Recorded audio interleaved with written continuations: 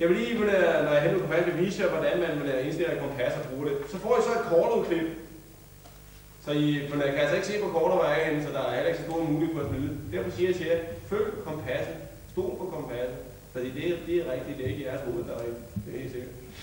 Kompasset viser mod nord, der hvor den røde pil er, og I tror måske, den er lige helt moderne altså.